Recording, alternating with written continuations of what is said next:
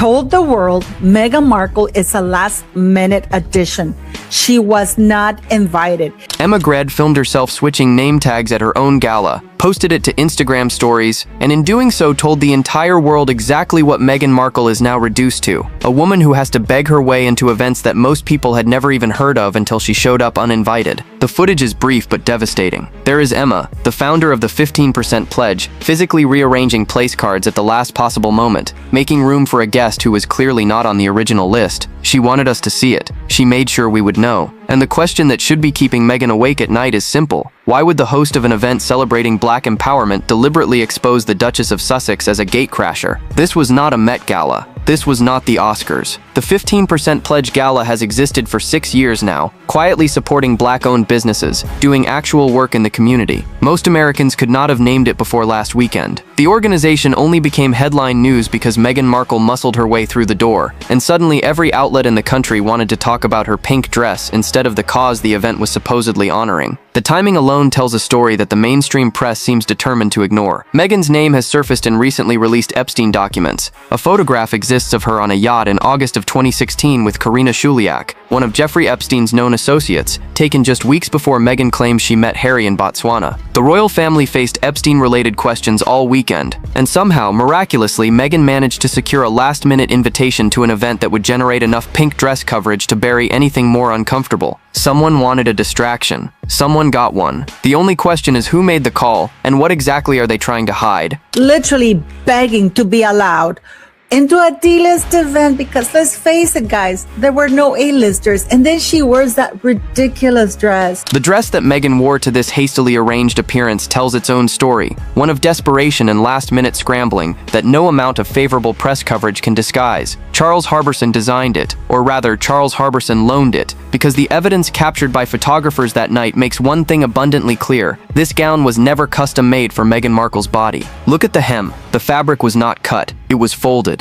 You can see the creasing, the uneven gathering of material around her feet, the way the dress pools awkwardly where a proper fitting would have created a clean line. When designers create custom pieces for high-profile clients, they spend weeks on measurements, fittings, adjustments. They study the client's proportions. They understand how fabric falls on that specific body. None of that happened here. The horizontal cut at the torso was perhaps the most baffling choice. Meghan has what fashion professionals delicately describe as a short trunk, wide shoulders, and minimal waist definition. A horizontal line across the midsection is quite literally the worst possible design element for her proportions. It shortens what is already short. It widens what does not need widening. Any designer who had actually studied her body would know this instantly. Compare this disaster to the beige dress she wore to King Charles's garden party when she was still a working royal. That gown featured an inverted cut, a design that created the illusion of a longer waist and gave her figure some definition. Someone who understood her body made that dress. Someone who was paying attention. The pink monstrosity at the 15% Pledge Gala was the work of someone who either did not have time to care or simply did not bother. The sweetheart neckline compounded every existing problem. That style works beautifully on women with curves to fill it. On Meghan, it created an expansive flat chest that only emphasized the width of her shoulders. The whole effect was of a woman wearing borrowed clothes, which of course she was. Fashion insiders have confirmed that this was a loan piece, pulled at the last possible moment when Meghan's attendance was suddenly greenlit. The wrinkles told their own tale. Custom gowns arrive pressed, steamed, handled with obsessive care by teams who understand that a single crease can ruin a photograph. Meghan's dress looked like it had been yanked from a garment bag in a moving vehicle. Bunched fabric around the waist, visible pulling at the seams. The construction of someone who knew this would never be their problem again after tonight.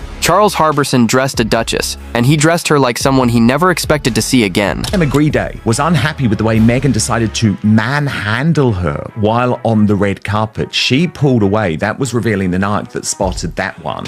And the dynamic between these two was one of competition.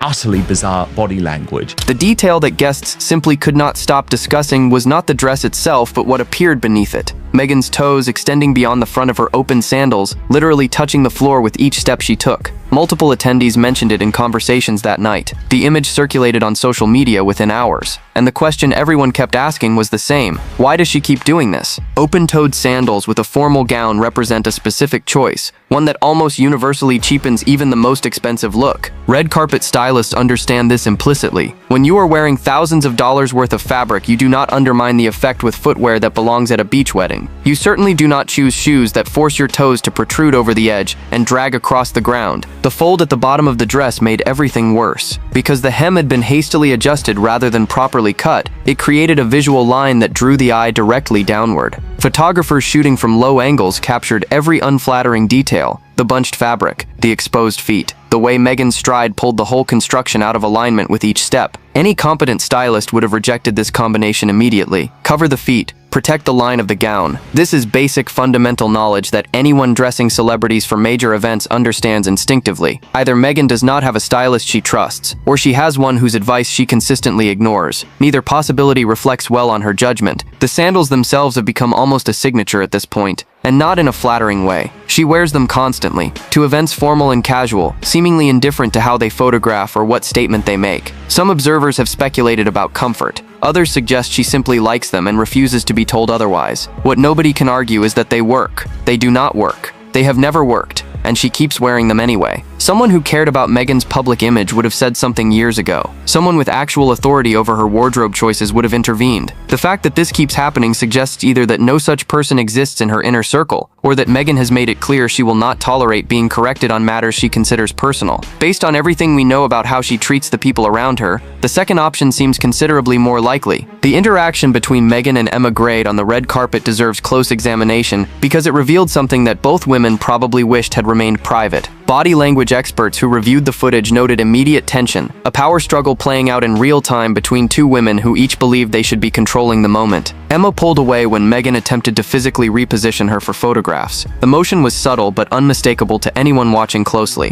Meghan's hand reached for Emma's arm, tried to guide her into a different stance, and Emma simply did not cooperate. She stepped back. She reclaimed her space. This was her event, her organization, her moment, and she was not about to be stage managed by a last-minute addition to the guest list. The active between them was competition, not friendship. Hollywood relationships are transactional by nature, and this one was no exception. Emma needed Meghan because a duchess draws cameras. Meghan needed Emma because she no longer receives invitations to events that actually matter. Each woman was using the other, and neither appeared to enjoy the arrangement particularly. People close to the situation have described their relationship as professional at best. They sat together for that cringeworthy podcast episode last year, the one where Meghan gloated about doing a baby mama dance in language that made listeners wince. Emma played along because it served her interests at the time, but genuine affection between them? Evidence suggests that does not exist. What made the red carpet moment so telling was how visibly both women were working to assert dominance. Meghan with her physical maneuvering, her attempts to control positioning and angles, Emma with her resistance, her refusal to be treated like a prop at her own event. Neither woman was willing to defer to the other. Neither was particularly good at hiding it. The footage will live forever online now, analyzed and reanalyzed by people who have learned to read Meghan's public interactions for signs of the person she becomes when cameras are not supposed to be rolling. This was not friendship on display. This was two powerful women, each convinced of her own superiority, forced into proximity by mutual self-interest, and barely managing to conceal their mutual irritation. The moment that exposed everything came when a hapless assistant tried to adjust Meghan's ill-fitting dress on the red carpet. The woman was simply doing her job, attempting to make the poorly constructed gown look presentable for photographs. What she received in return was a dismissal so cold that witnesses openly discussed it among themselves afterward. Watch the footage carefully. Meghan's jaw visibly clenches as the assistant reaches for the bunched fabric. Her hand comes down in a pat that conveys unmistakable meaning. "Get away from me." The assistant's face registers something between confusion and hurt. She had been helping. She had been doing exactly what any competent handler would do in that situation, and she had been shut down with the kind of wordless contempt that cannot be misinterpreted. Royally Sage described the look on Meghan's face as saying, "Move help" in the clearest possible terms. The assistant had overstayed her welcome by approximately 3 seconds, which is to say, she had dared to exist in Meghan's spotlight at all. For someone accustomed to being the center of attention, even brief competition with a staff member was apparently intolerable. This tracks with everything reported in Valentine Lowe's book Courtiers, which documented systematic bullying allegations against Meghan during her time as a working royal. Staff members described an environment of constant criticism, impossible demands, and explosive reactions to perceived slights. The revolving door of employees at Archewell suggests those patterns did not end when Meghan left the palace. If she acts this way on camera, surrounded by photographers who will capture every micro-expression, what happens behind closed doors? If a simple adjustment to her dress triggers visible fury in a public setting, what does genuine frustration look like when no one is watching?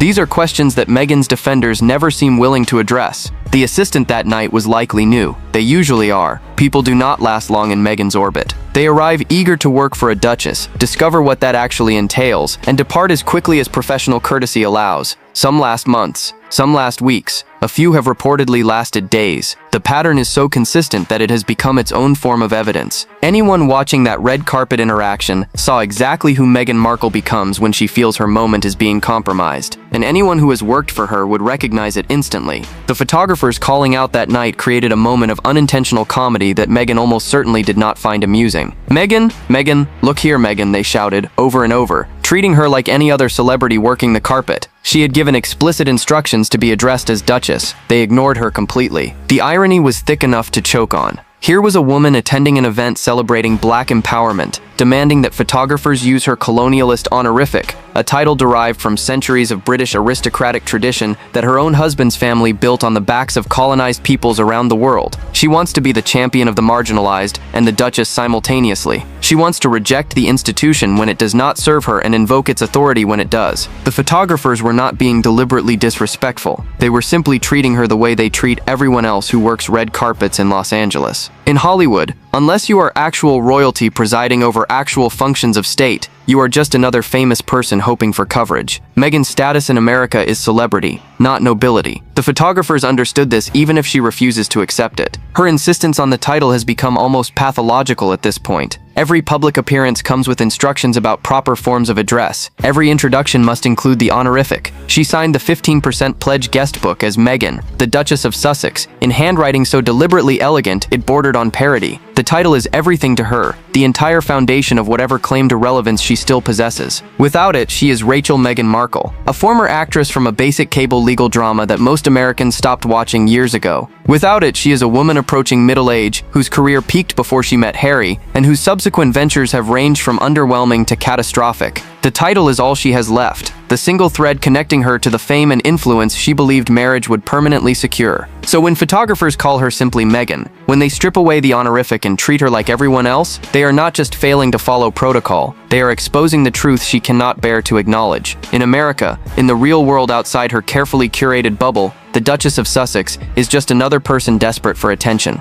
And attention, once freely given, has become increasingly difficult to command. 2 days before the gala, the 15% pledge held a family event specifically designed for participants to bring their children. Emma Grede attended with her son and daughter. Other supporters brought their families. The gathering celebrated Black-owned businesses while giving kids from the community an opportunity to connect with successful entrepreneurs who looked like them. Meghan did not bring Archie and Lilibet, the woman who never stops invoking her biracial identity, who has built entire interview segments around her experiences as a person of color, who accused the royal family of racism on international television, somehow could not find time to introduce her children to the Black community she claims to champion. The irony cuts deep enough to draw blood. People close to the event noticed her absence and discussed it extensively. Tina Knowles, Beyoncé's mother, who was being honored at the gala, was reportedly displeased that Meghan skipped the family gathering but materialized at the last minute for the main event with its cameras and red carpet. The pattern was too obvious to ignore. Meghan shows up when photographers are present. She disappears when the work requires something other than posing. Archewell, the foundation she and Harry established with such fanfare, has been documented as employing predominantly white staff. 5 years in America, constant rhetoric about racial justice, endless positioning as a voice for the marginalized, and her own organization looks nothing like the diversity she preaches. The hypocrisy is not subtle. It is simply ignored by outlets that prefer to focus on her wardrobe.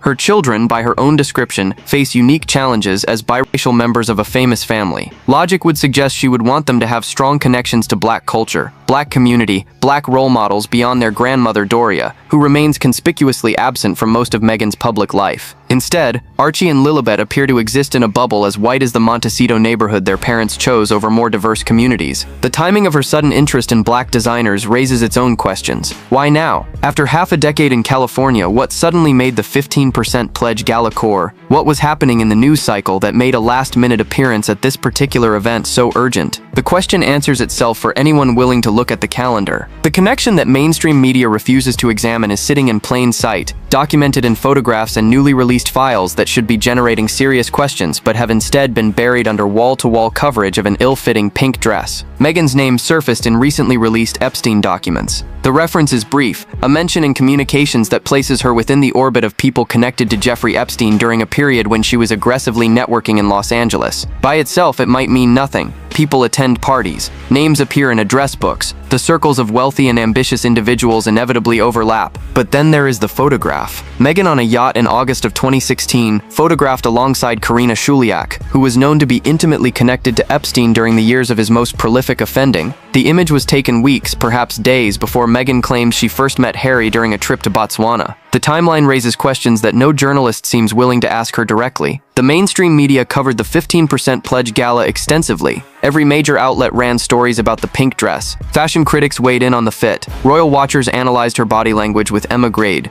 The coverage was full, saturating news feeds for the entire weekend. Meanwhile, the Epstein connection received virtually no attention from the same outlets. The gala appearance happened the same weekend the royal family faced Epstein-related questions about Prince Andrew. More documents are scheduled for release. The pressure on anyone connected to that network, even tangentially, is intensifying by the day. And somehow, miraculously, Meghan secured a last-minute invitation to an event that would dominate entertainment coverage just as uncomfortable questions about her past threatened to surface. Emma Grade was recently made an ambassador to the King's Trust, the charitable organization run by Harry's father. The appointment came after her participation in Meghan's podcast. Some observers have characterized it as a reward for services rendered, a thank you for helping rehabilitate the Sussex brand. If the palace needed a favor from Emma, if someone needed Meghan placed in front of cameras generating harmless pink dress stories, the connection was already in place. Was this coordination? Was it coincidence? The mainstream press shows no interest in finding out. They are too busy debating whether the sweetheart neckline suited her figure. The questions multiply faster than anyone seems willing to address them, and the silence from outlets that should be investigating grows more conspicuous by the day.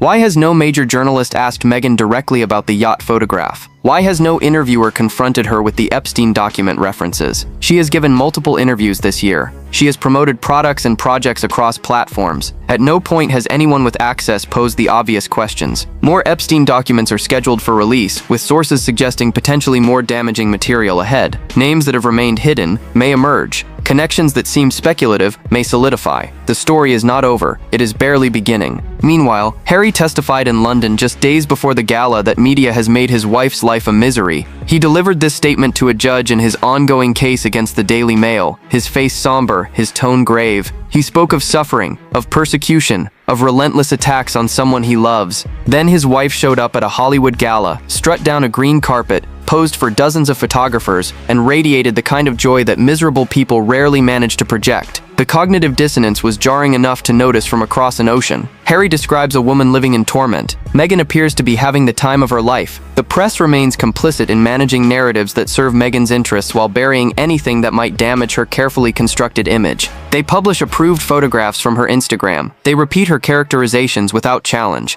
They frame every story through the lens she provides, and when evidence emerges that contradicts her preferred version of events, they simply decline to cover it. The 15% pledge gala accomplished exactly what someone needed it to accomplish. It generated days of coverage about dresses and body language and feuds with assistants. It pushed the Epstein stories off front pages. It gave outlets something to discuss besides uncomfortable questions about yachts and timelines and associations that demand explanation. But the documents are not going away. The photographs are not going away. The questions will eventually require answers from someone who has spent years evading accountability. The narrative management can only work for so long before reality forces its way through. Meghan Markle gate-crashed a D-list gala wearing a borrowed dress that did not fit. She snapped at an assistant. She competed for camera time with the host. She demanded a title that photographers refused to use, and she successfully distracted the entire world from asking what she was doing on a yacht with Karina Shuliak in August of 2016. For now, the distraction worked. The pink dress dominated. The real questions disappeared. But this story is not over.